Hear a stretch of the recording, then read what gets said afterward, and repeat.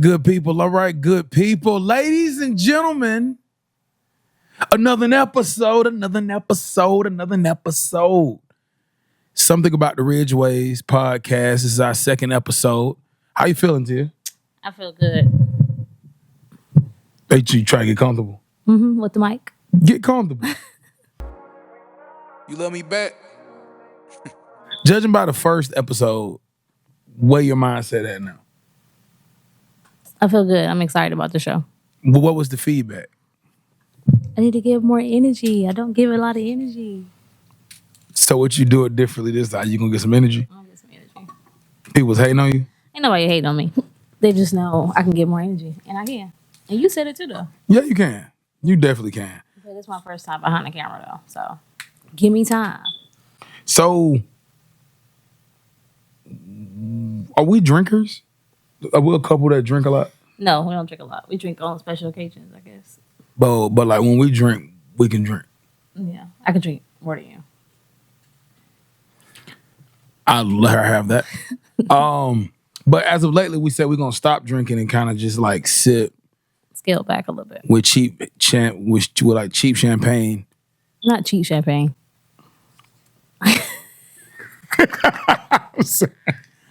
I'm saying, It's not cheap. Don't say that. I mean, if you wanna, here's the thing.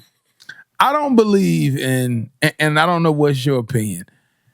Me personally, I think sometimes people try to have a taste for expensive things because to them it makes them feel like they live a expensive lifestyle, which means they have a lot of money, which is further from the truth.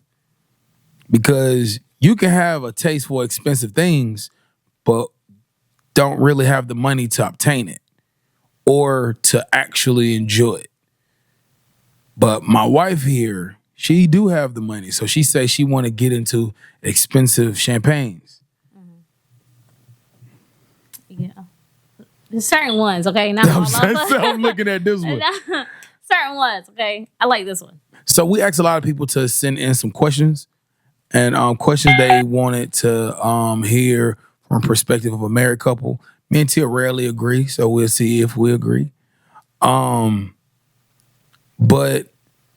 again, something about the Ridgeways podcast. We're doing this for marriage couples or in couples that are looking to be married. We preferably,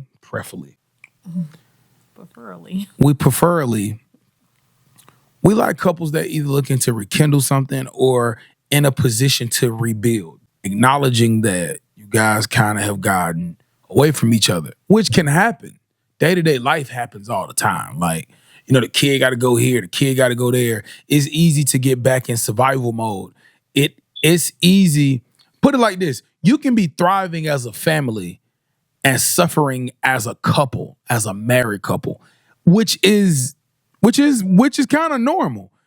Kids can be doing well, bills can be paid, everybody making the money they want to make, but you guys are not on the same level romantically, or you guys not having a lot of intimate time.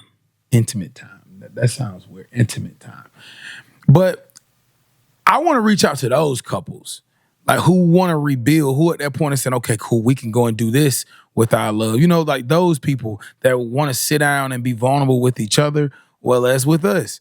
This is not just, so we're not trying to be perfect. We trying to be the best version of ourselves that we possibly can be. That means every now and then we have to remind each other that we still choose each other. So that's what this show is, man. And I want any couple that's on the same page, tap in, man. Like let's create a community so we can encourage each other, so we can have those hard conversations with each other. But we know that we're all trying to reach the same goal, which is togetherness, building a covenant, and being successful. Tia got these questions. Let's do it. Let's run it down. I'm like popping the cheap champagne. How do you help your partner to get their motivation back? How do you think? How do you help your partner get their motivation back? Yeah. If they lost their mojo and you have to kind of motivate them back to to give them back what they were doing before. They lost themselves, kind of. I won't say lost themselves, but kind of got to find their mojo back. Great question, which happens a lot. First, I want to focus on the person that lost their mojo. If you don't see it, that's one thing. But if your partner see it, be compliant. Like, don't like. It's difficult to try to give you the mojo back when you haven't identified that you no longer have it. Like, it's easy to be like, I lost it, babe. Okay, whew, let's get it back. You know what I mean? But It's what if you easy. don't recognize it though? And then That's what I'm saying. Yeah, you're at a, like, that's the problem. If we can't identify that there's a problem, we can't fix it.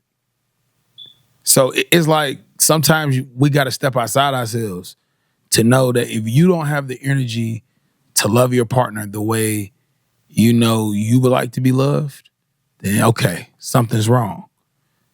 And if your partner calls it out, the best way to start is to acknowledge it.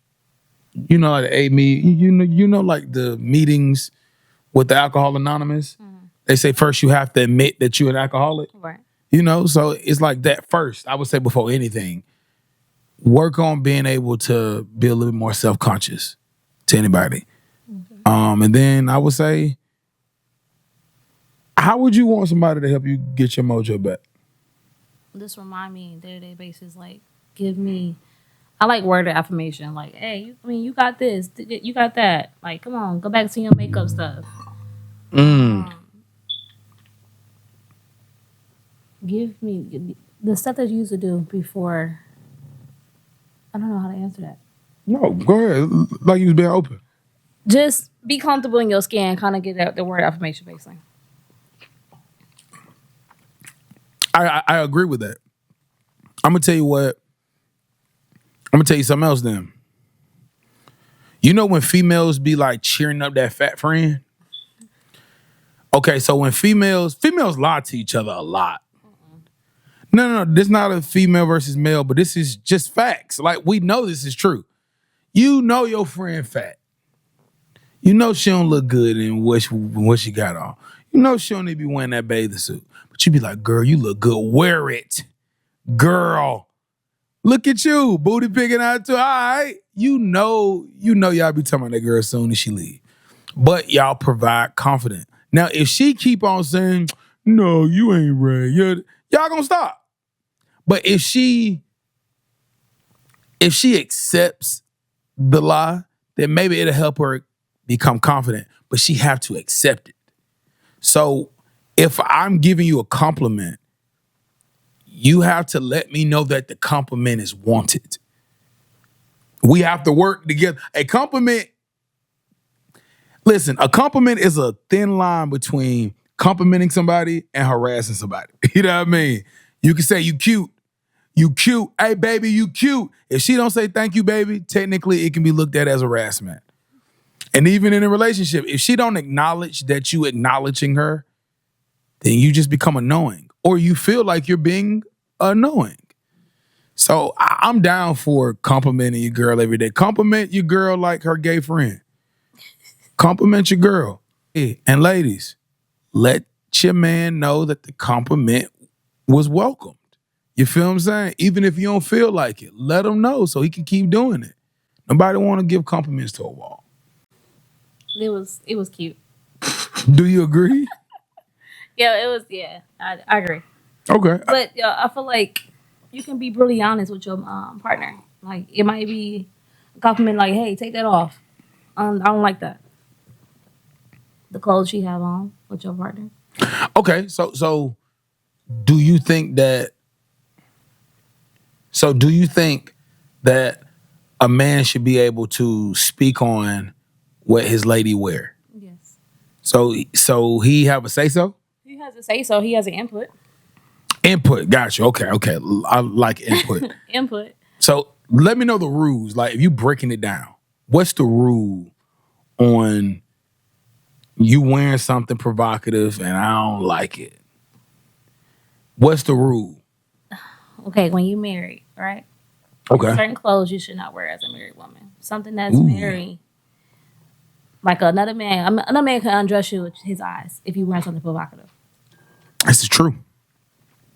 Some stuff is left to be unsaid and unseen and unspoken about. Right? Yeah. So you gotta wear something kind of modest, kind of a little bit. To me, No pun intended. So you agree that if you was wearing something, and if I say no, you would change? yeah, kind of. I no, Okay. I don't. Okay, no. Let me be honest. Let me be honest. Okay, Okay. certain clothes, I feel like I don't show too much. I feel like I show what I'm comfortable in, and then you might not like it. That makes sense. Yeah, I mean, you can be fair. Like as a man, you can be fair. I think where I'm at is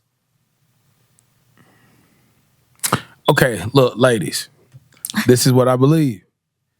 Look, if y'all at a little pool party, y'all on South Beach, y'all in Jamaica, and y'all doing y'all thing, shoot. If you want to, let the cheese out. You with me. We're on vacation. If you want to act up a little bit, I understand women have to feel a certain way. You feel what I'm saying? I get it.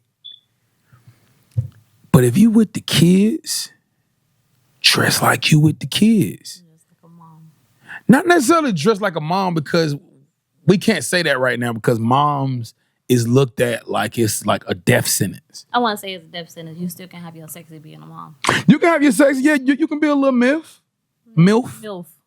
Myth. That's a myth. But I mean, like, yeah. No, a MILF. Yeah, don't be looking like you dance at rumors with your child. That's all I'm saying. Not dance at rumor like your child. With your child, I'm sorry. That's all I'm saying. Do you agree or you disagree? No, you can keep it cute and very modest at the same time. So what if you really like the outfit and I make a good argument that it's a little too much? Well, I'm gonna follow you. Okay, you might see it in a different way. I might not see it in a female way. You might see it in a male way. Cause like we had a situation where Yeah.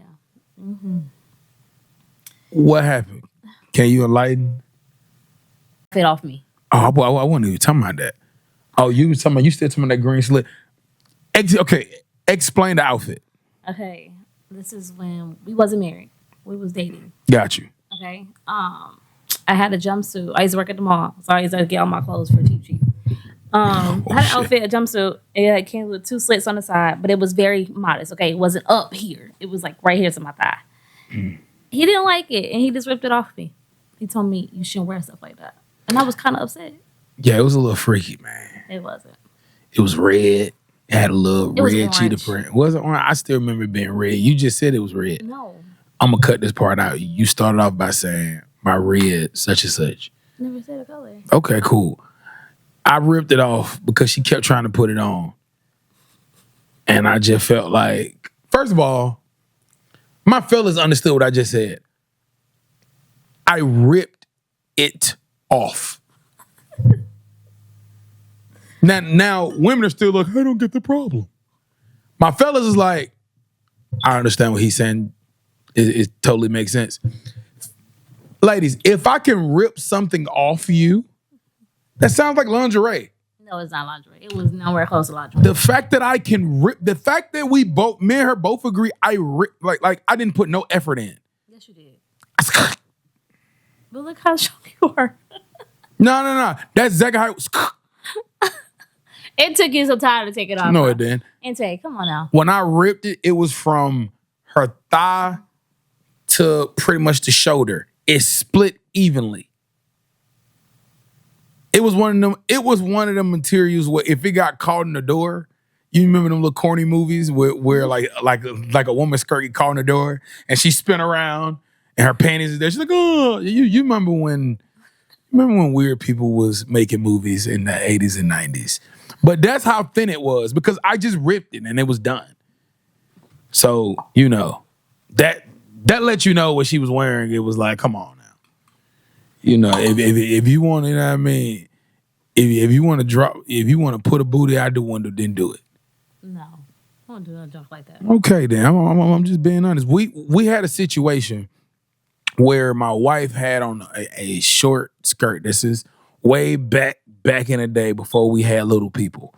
And we was walking from the mall, right? We was shopping. And there was a guy behind me.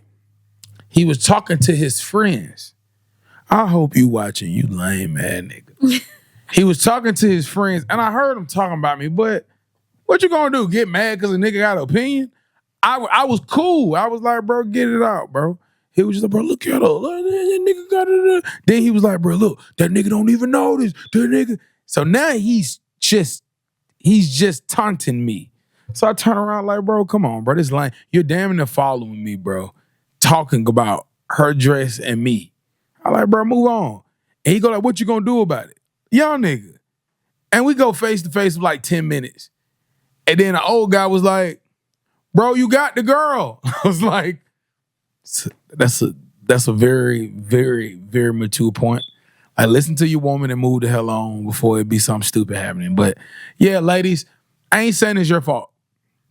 I ain't saying it's your fault if you get your man in a situation because you want to go out dressed like you're still single. I'm not saying it. What I'm saying is be responsible, because the wrong comment at the wrong moment can mess a lot of things up. A lot of people died just because their woman wanted to say, hey. Facts. A lot of niggas is in the ground just because she wanted to turn around and say, hey. And I don't know what else to say to that. Want to have intercourse with you. Yeah, intercourse with you.